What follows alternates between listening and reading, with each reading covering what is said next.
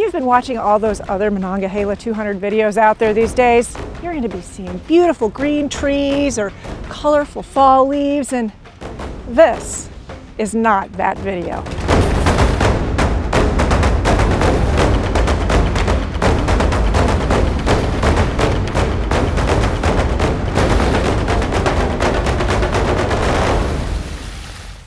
Welcome to Journey Beyond Overland, the place where adventures begin. My name is Chris, and my husband Bill and I love to travel all over this beautiful country in these Jeeps. Today, we're headed somewhere that most people avoid in the winter. Because although last weekend it might have been a high in the 50s, and next weekend it might at least be a high in the 40s, today in the Monongahela, we're going to be lucky to see freezing. Welcome to the beginning of the Monongahela 200, and if you hadn't noticed, we have a little bit of a conundrum here because now the Jeep with the trailer isn't exactly small, and so we parked it for just a moment to go in and grab something so we didn't have to cook anything for lunch today before we hit the trail. And while we were in there, we had this guy back up next to us and we can't get around him here. And we also had somebody pull in here who is now fixing a flat tire. So we're going to eat lunch. And if they're still working, maybe we can help them out and get them out of here quicker so that maybe we can get on the trail. The Monongahela National Forest encompasses over 900,000 acres of woodlands, mountains, rivers, and valleys across 10 counties and the highlands of West Virginia.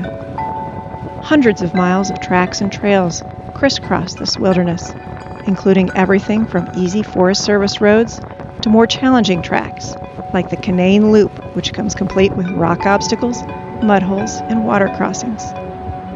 Bill and I had explored here somewhat haphazardly before during the summer, but this trip was different. Not only had the fickle winter winds blanketed the entire area with a foot of snow, this time we were armed with a purposeful GPX track and waypoints, the creative endeavor of Will Garrett of Defiant Off-Road to introduce overlanders like us to the finest tracks and trails the highlands of West Virginia have to offer. On a good dry weather day, most of the tracks and trails in this area wouldn't demand that you stop and air down, but today, as you can see, is not one of those days.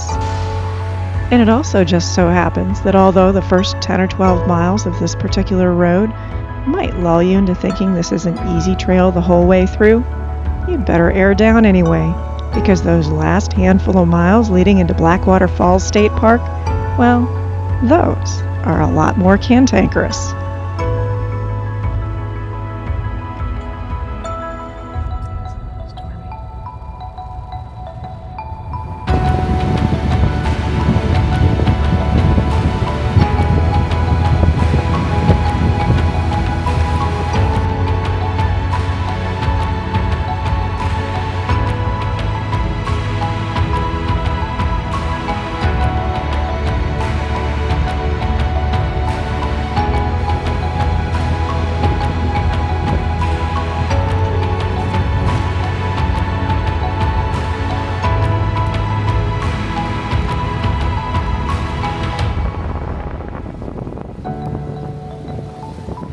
When the winter cold sets in, most overlanders stay behind closed doors, and so we were just a touch surprised to see tire tracks from the day before leading us onward, and we quickly discovered that these just weren't any tire tracks.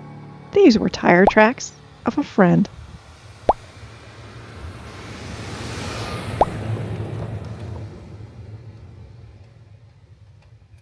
A lot of people say this is so awesome right before they die. So you're saying that's what's going to happen to us today? Nope. Brad Holloway says Bill never gets stuck. Please don't jinx us. I didn't even want to say that out loud. I shouldn't have done it. No, you should never have said that out loud. Brad and his friend Ben were just a day ahead of us, and they were discovering some of the joys of winter overlanding.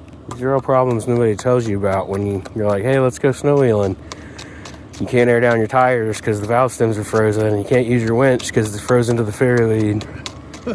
Bill and I were thankful that we didn't have a problem with frozen valve stems on this particular trip, though we had in the past. And we were hoping we were never going to have to pull winch. But we'd just have to wait and see. I said by Sunday, if we do get hung up, this should have melted enough that we could still get out of here then. And we have enough food and heat till then to survive. It's Friday. I know. But look at the snow. Thanks for that encouragement.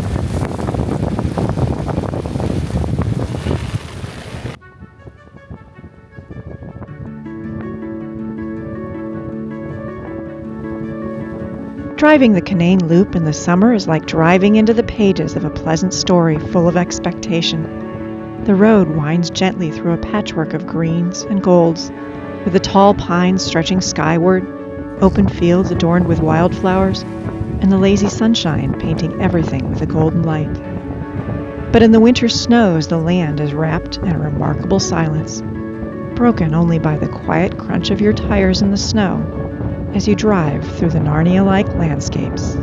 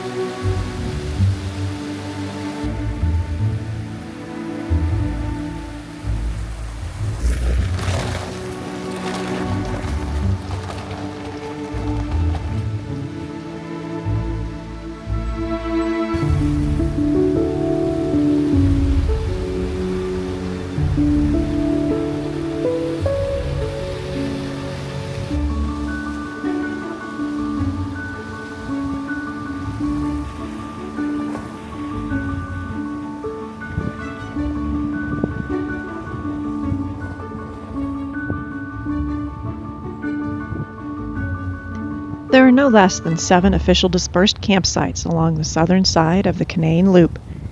In the summer, you're likely to struggle to find an opening, but in the winter, you're pretty much spoiled for choice. We are now driving the portion of the M200 that's called the Canaan Loop. This is the Canaan Loop like we've never seen it before. There probably were 8 to 12 inches of snow that came down. It's kind of been knocked down to maybe 6 or 7, but there's a lot of snow. We know that we had a couple of friends drive through here yesterday and that they made it through, so we're hopeful we won't have a problem today. We can see their tire tracks from yesterday, thanks to Brad and his friend for coming through, because I feel a little more confident about whether we're going to make it through. What do you think, Bill? Yep, make sure to look Brad up on Instagram, the SS guy. The SS guy on Instagram is Brad? Yep. Very nice. So this is a beautiful trail. This is generally a fairly easy trail, maybe a level 2 or 3 out to the section where there's some rock obstacles and some mud holes and things like that, and it might get up to a level 4 at that point.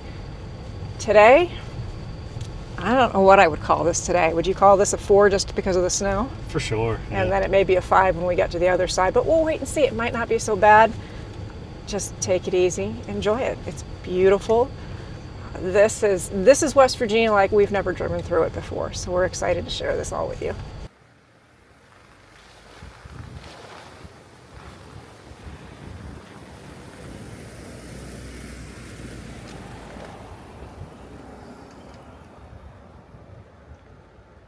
I'm sure there are some people out there brave enough and with good enough drones to fly in this, but I'm not sure I am. So we'll see whether it clears up a little bit. We've pretty much got clouds and mist above us, right above the trees. That's freezing. I'm not real comfortable flying a drone in that, but we'll see whether we can find an opening sometime today.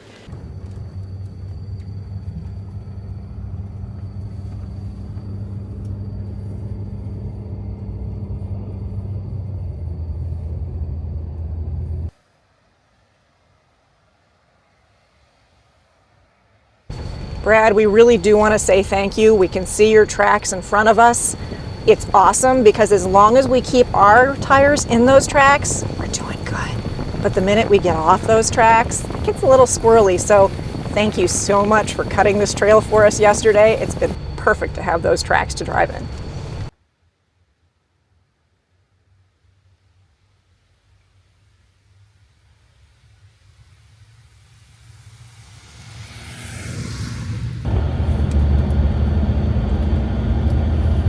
This is the place where I saw the bear. I think it was almost right here. I remember stopping.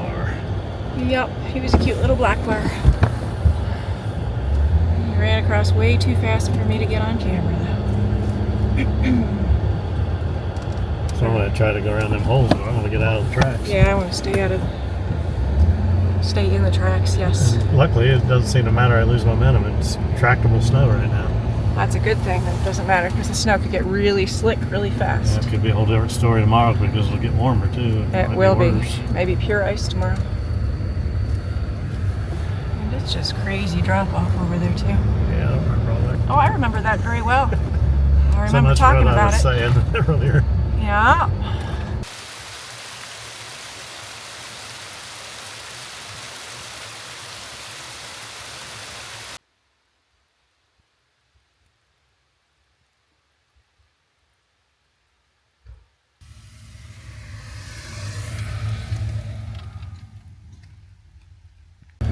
Well, I was just thinking, if we had to pay somebody $2,000 to come back here and get us out of here, it was worth it because it's so pretty.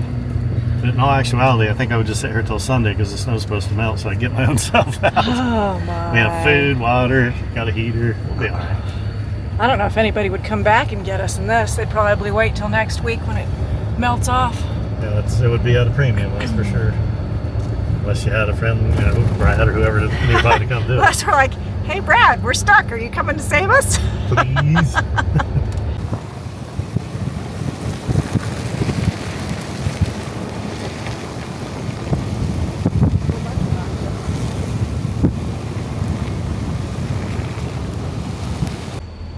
We just passed the Table Rock trailhead, which means we're through the easier part of the off-road side. From here all the way into Blackwater Falls, you're going to find some more rock obstacles and some small water crossings, things like that. We've done okay so far. A little bit of slippery because of the snow and the ice, and it's just borderline. What temperature is it? What do we have? 27. 27. So we're not borderline freezing, but you can definitely tell there's been some freeze thaw a little bit in here since the snow came down. Drizzly rain. Yeah. So just be aware once you pass that Table Rock trailhead. We talked about hiking it. We decided maybe we don't want to do that because we got a little bit of a late start today. What was it? 12:57 we finally hit the trailhead. Yep, I want to be just like Will Garrett. Oh my gosh. So apparently I'd say you're rubbing off on us, but no offense, we left home at what, 6 this morning? Yep, so maybe not so I was up at 4. I was up at 4. We had complications. Maybe not so much. Diesel fuel or diesel heater complications. There's always a complication somewhere, isn't there? Yep. Took a couple hours. It's running. The fact of the matter is that there are always those small complications and problems that come up when you go overlanding, things that you often don't expect. But those mud holes, rock ledges, and water crossings we were about to encounter on this trail, they might by definition be obstacles, but in our minds, that's the fun part.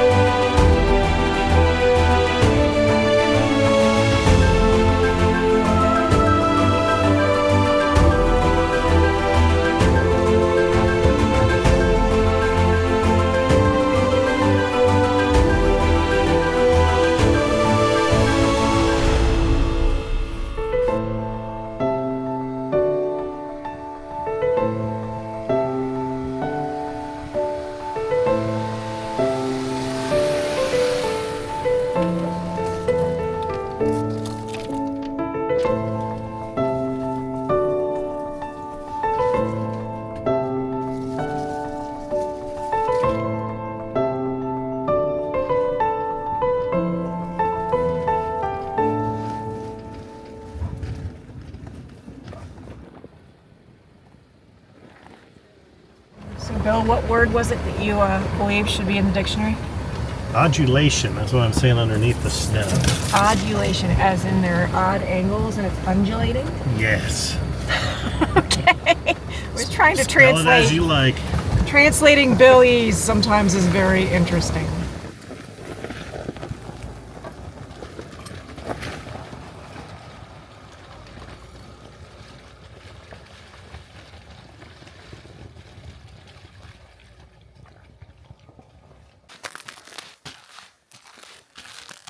Yeah, maybe not.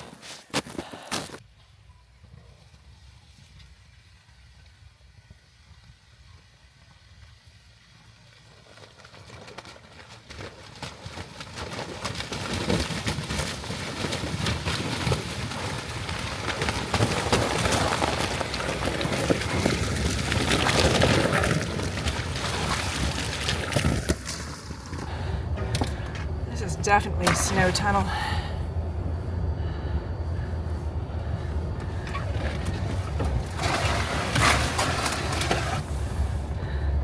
You know what? It's a really good thing that we're over pinstripes. What do you think? Yep. That was done a couple years ago.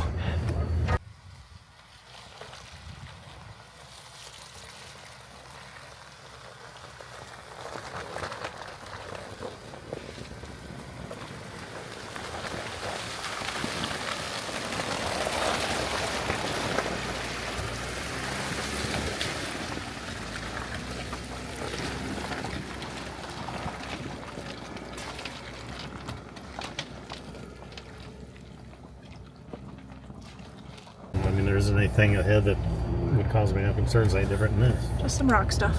Yeah, but still not a whole lot different than this. Plenty of trees.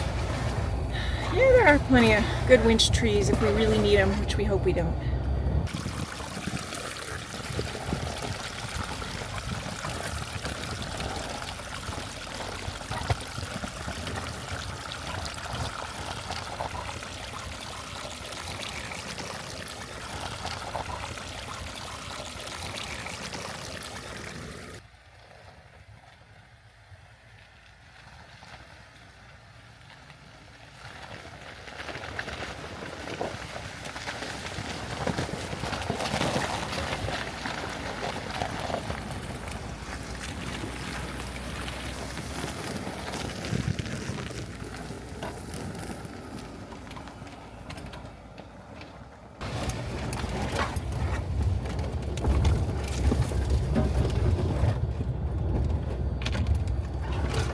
Hope I don't beat a tire on the ice.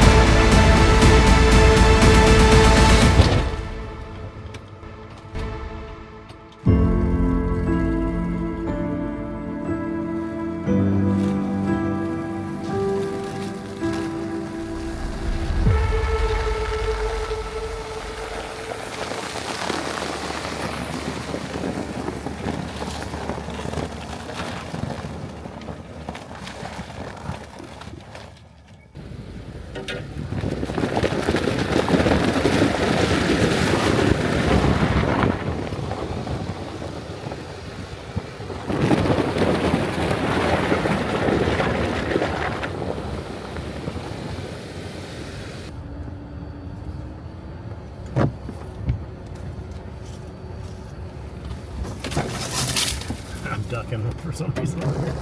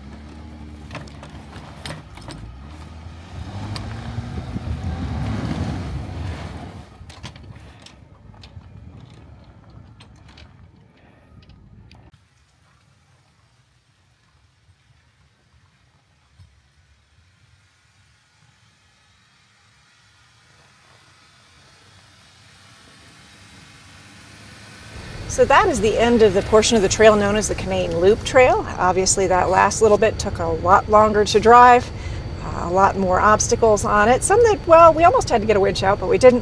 We just passed the Lindy Point Trail. Normally we would love to go out and hike out there and see what the view looks like today, but given that it is almost 4:30 and the light is not going to last long and we need to make it up Canyon Rim tonight, we're just going to press on at this point in time, and then maybe we'll be able to go and find a couple of nice viewpoints in the morning up at the fire tower, as well as I know there's another overlook up on Canyon Rim. So maybe we'll just have to try and check those out tomorrow morning. But at the moment, we're pushing on.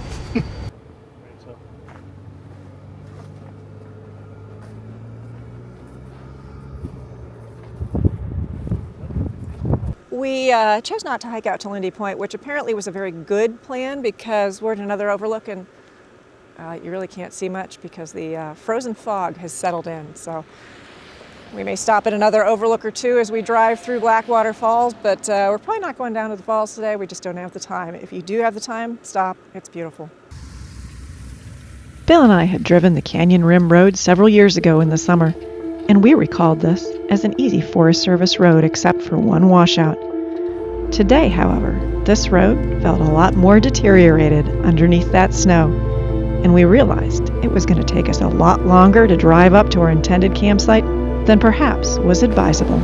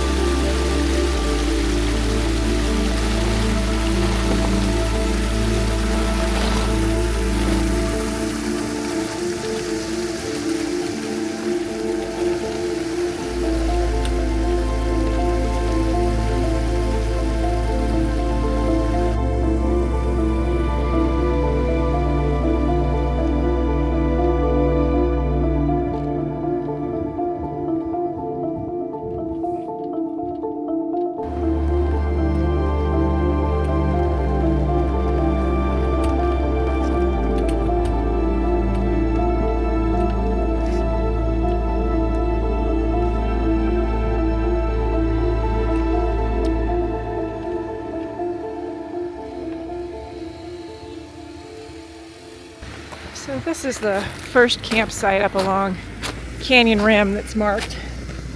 And we've just kind of decided, since it's getting darker and darker, that we're going to go ahead and see whether we can make this one work this evening or not. And then maybe we can actually see the view with the light in the morning and the washout in the light in the morning.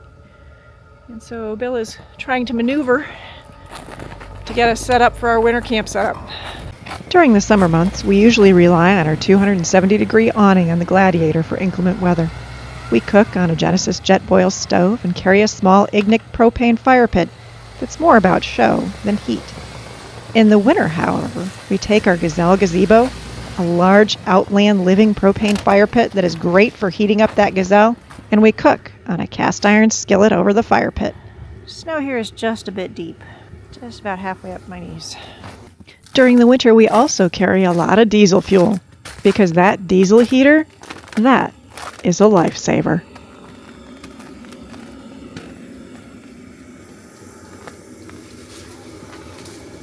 That evening, as we settled in, we wondered what tomorrow might bring. Would it warm up and turn everything into an ice skating rink? Would we have to abandon the route if the roads were too bad? Would I ever get a chance to fly my drone? If you want to know the answers to those questions, you'll just have to come back and join us next time as we head onward along the Monongahela 200. Thanks so much for joining us on our first day on the M200. If you like this video, please hit that like button. And if you're not subscribed, consider doing so, because otherwise you're going to miss out on that next adventure. I also want to say a special thank you to Brad and Ben, who helped cut that trail in front of us and shared their video and their photos with us. Continuing to see those MTO2 tracks ahead of us definitely helped inspire us to keep driving each new mile. And for everybody else who's still out there watching, your support, engagement, and comments on this channel are more encouraging than you'll ever know. In the meantime, until we see you again, make sure to go out and find your own adventure.